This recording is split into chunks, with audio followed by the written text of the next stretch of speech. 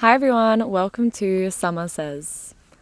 This week's episode, we're going to be talking about the shadow side of spirituality. I'd love to just share my experience. I've been in and out of spirituality and spiritual communities for the past couple of years, and I love being able to learn off people. And I also have learned for myself that you can't take on everything that's being preached and every lesson and every mindset. So I've had to discern what works for me and what doesn't work for me, and maybe you can relate as well. When I first joined these communities or learning about spirituality, there is a chart where it's called the emotional frequency chart. You can see it everywhere online. And it's talking about what you feel or what mind state you're in is considered a lower or higher frequency. And a lot of conversations that I had are talking about in order to manifest your life or manifest what you want to desire in your life, you have to match its vibrational frequency. And they're talking about the higher states of frequency. You have to be at a high vibe in order to welcome in your manifestations, whether you are feeling joy, happiness, gratitude. And lower frequencies are considered shame, guilt, depression, jealousy. You get the point. When I tried to implement this mindset into my life, it kind of worked, it kind of didn't. When I look at my life as a whole and how I feel every day in my weeks is I can go a couple days feeling quite sad. I can be angry at certain situations. I can feel depressed. I can feel jealousy. I can feel all these things, and I would try and sit and reflect and almost get rid of it. I was trying to get rid of it and dispel these emotions because with this mindset, I believed that I couldn't manifest my life without being in these higher frequencies. So to sit there and feel anger and to try and be grateful in those moments is for myself nearly impossible because I'm feeling angry or I'm feeling hurt, and to try and switch myself so quickly, I felt like I was skipping the steps. And the steps for me are to let myself be human and to let myself feel these array of emotions. And then when I started to really ponder and think about it, the books that I read, the musicians that I listen to, the art that I appreciate, all of these people are feeling depressed, angry, heartbroken. And they've created an incredibly successful life for themselves. Some would say they even manifested it. So even when they were feeling all these dense and heavy and uncomfortable feelings, they were able to utilize it and still create and manifest in their life. And that got me thinking, wait a minute, I can do the same. I don't have to be in these high frequency states all the time to attract what I'm wanting in this life.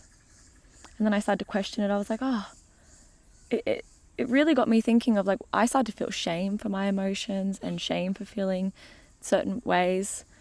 And I was like, this mindset doesn't work for me anymore. I can't keep trying to implement a mindset that is quite limiting to my growth. And then I started to really question it. I was like, wait a minute. I can't take every mindset on. When you really think about it, someone created this chart. Some person created this chart, basing it off maybe their experience. Maybe it does work for certain people, but it doesn't work for me. I'm quite emotional, and when I feel angry and upset, I want to let myself feel it. I don't want to be in the back of my mind thinking, if I'm feeling this way, I won't be able to get what I desire in this life, which is so limiting. I love to create poetry and to write about my feelings, and I love to relate to people in this way. And to see these emotions as lesser felt like I was feeling ashamed of myself. I was feeling ashamed for having a human experience. And what I deeply value are these emotions and are these feelings. It is a beautiful gift to have this human experience. Yes, it can be difficult and hard, and sometimes I can go days with feeling sad, and that's all right. That's my process, and I'm happy with that. I'm happy to accept that's how I process things. I give an example as well as I don't feel grateful to go to the gym every day. There's definitely some days where I am not wanting to go. I'm feeling really sad about going. I'm tired, I'm sad, I don't want to do it. But I show up anyway and I do the work anyway, and I still see the progress. So I was still able to manifest what I was wanting to get. Same with Same with any dream that we have. If we still show up regardless of how we're feeling, we can utilize it and say, oh, I deserve more and I want to get this, so I'm going to do it anyway. And you'll still be able to get an outcome from it because you made the choice to do it regardless of how you're feeling. And I felt like I was stuck in this loop of I need to be in a joyful, grateful state all the time to then do what I need to do. It's like, no, you got to show up anyway, regardless of how you're feeling. I hope that makes sense.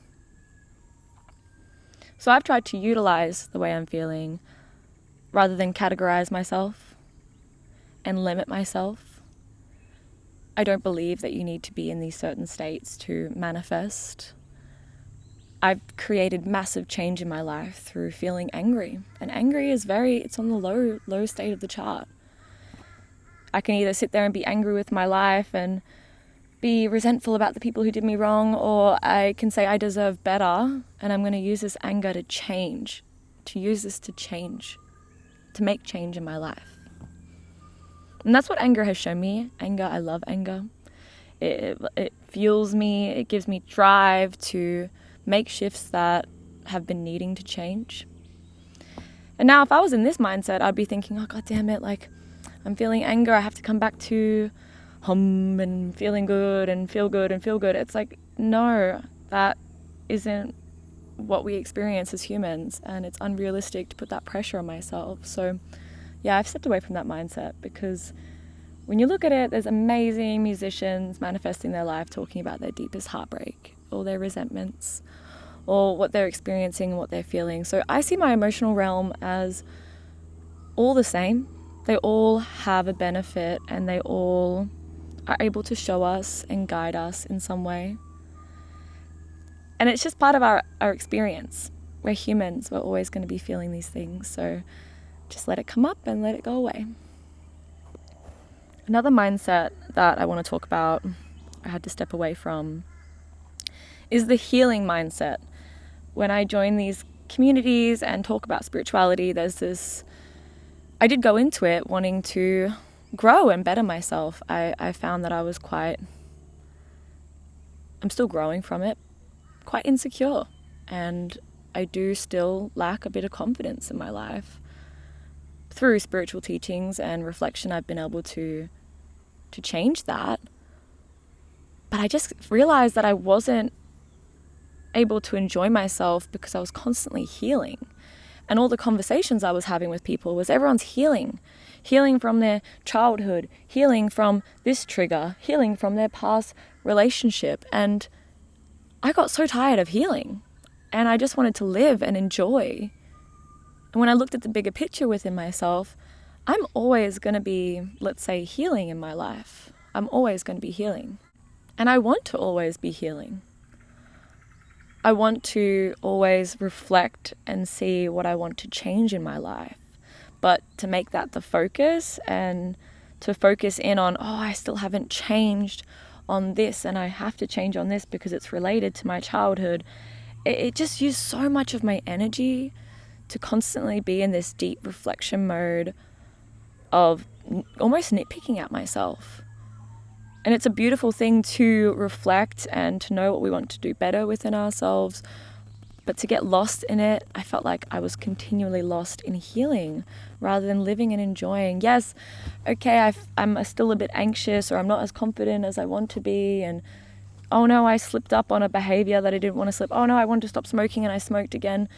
Oh no, I think the more you are able to just let it go quicker, detach from having to heal it and sit with it and reflect so deeply, it's allowed me to enjoy myself more, enjoy my cracks. I'm always going to have cracks. I'm always going to seep through these cracks, but I want to enjoy it. I don't want to be down on myself because I've gone back on a pattern or I've gone back to a mindset.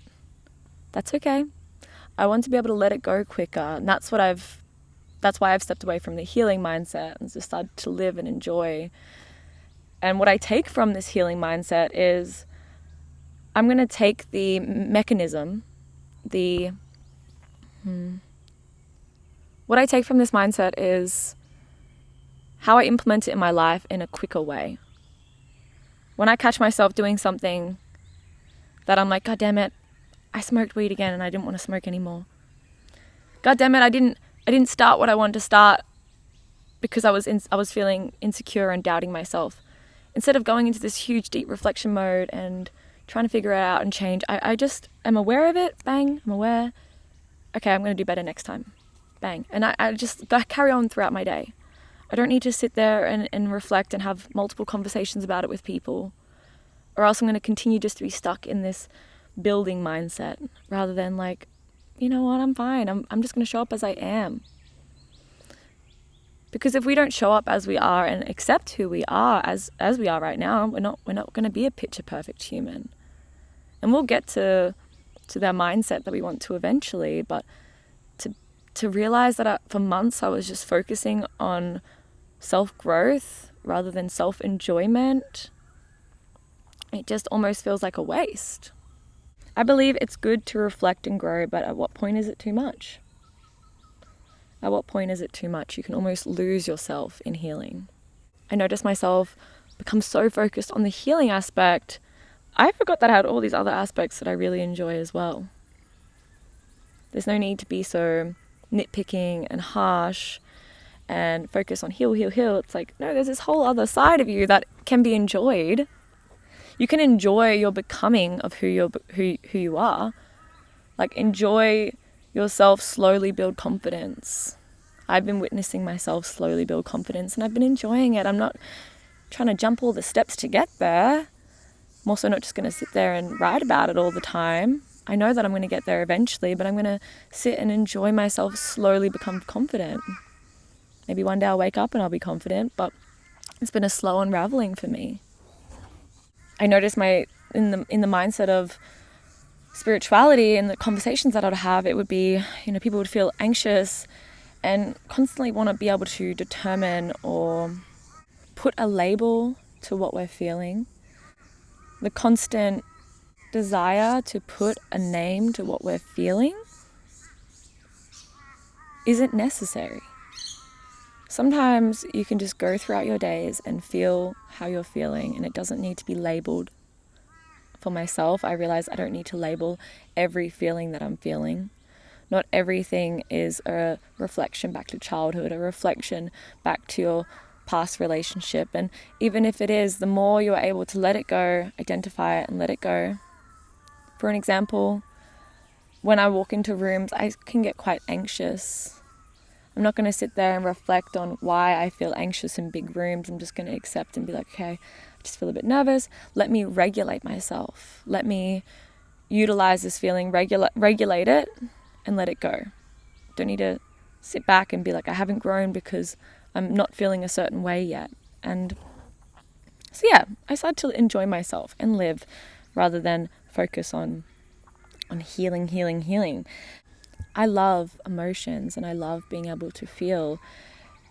And I've been able to use it as a way to be utilized with the mindset before of when I used to think that these low vibrational feelings like my anger and jealousy, I would try and reflect and identify it with something of my past or a belief that I have. But my perspective on emotions have changed, and I love to utilize my emotions because they are my guidance system. So now that I see them all as the level playing field, they all are seen at the same level.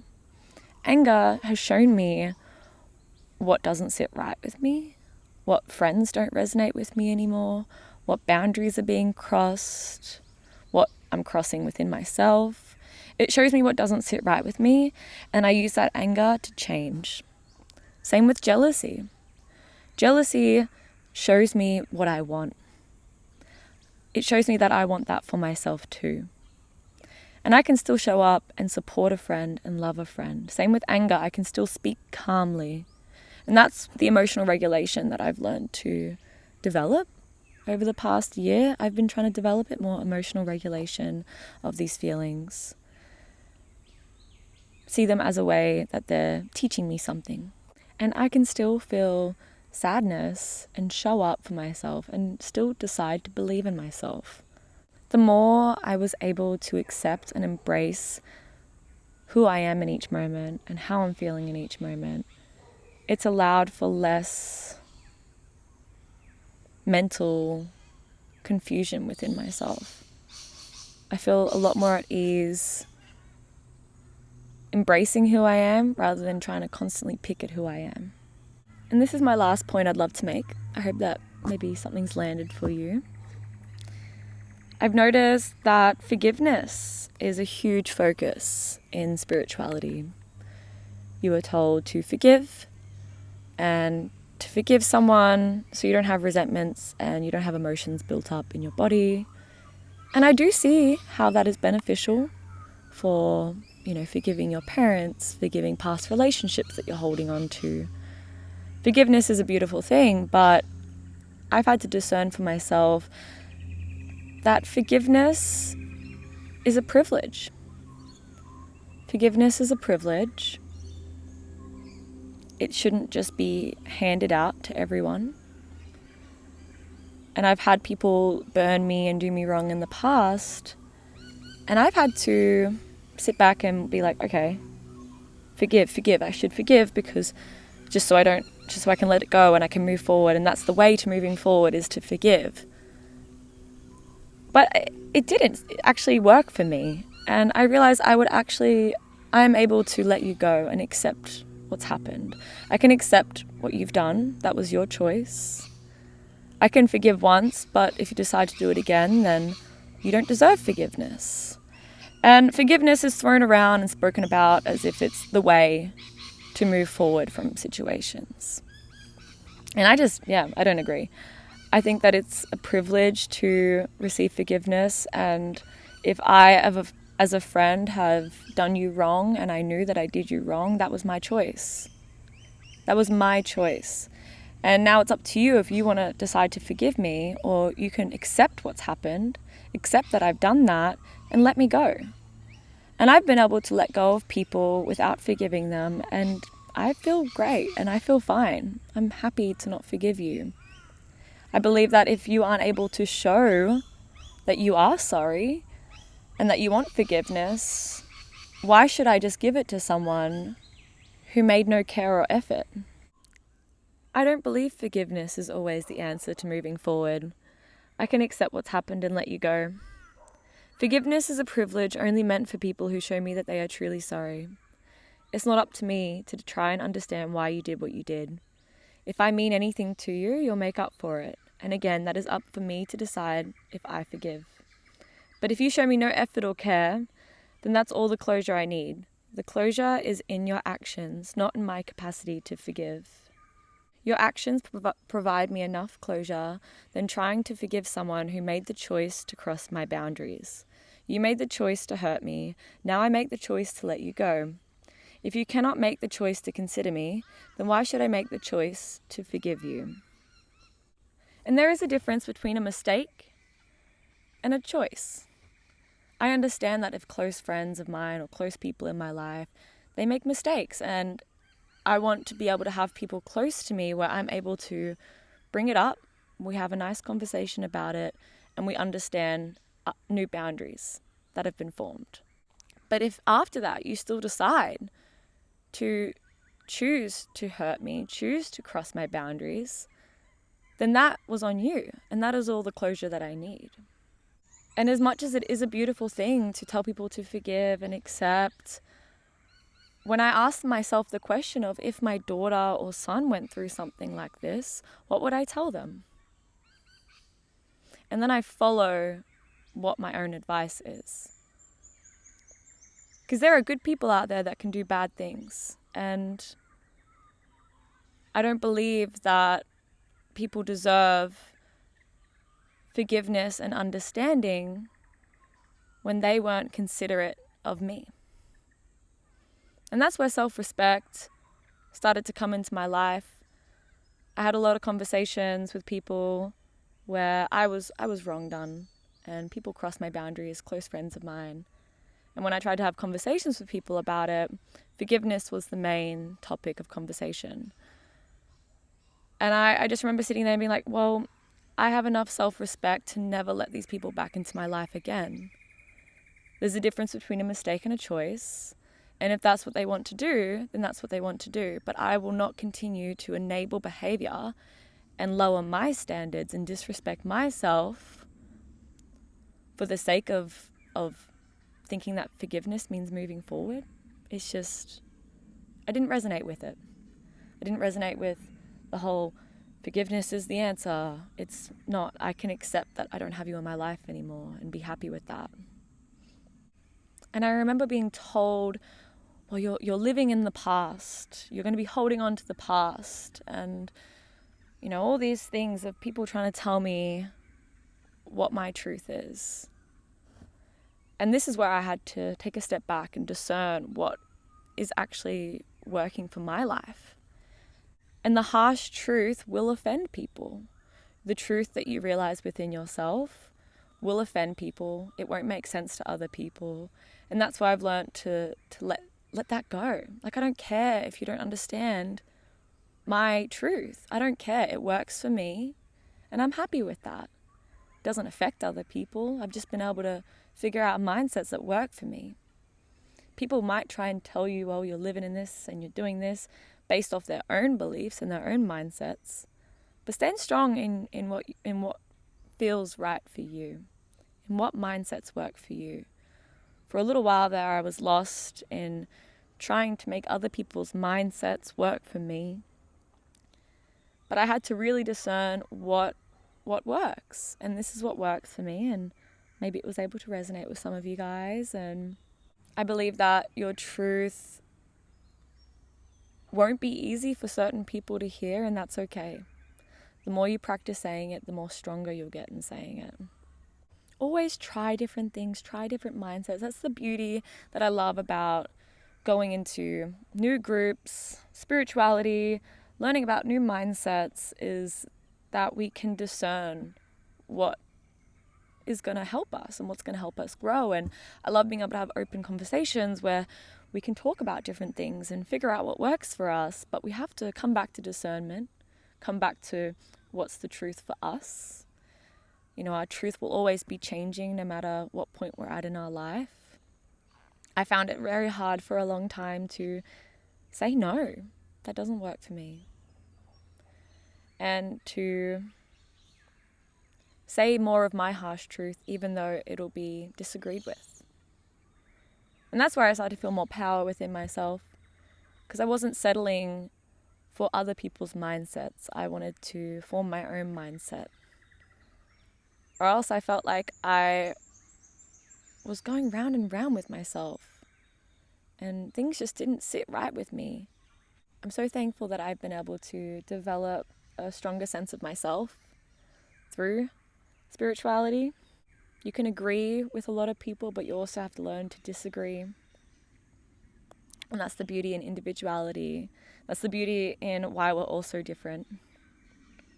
That is all I have to share today, everyone. I really hope that maybe you're able to resonate or click or connect with it or validate something, or maybe we just hung out in the forest together. I hope that you have a beautiful afternoon, and I'll see you all next week.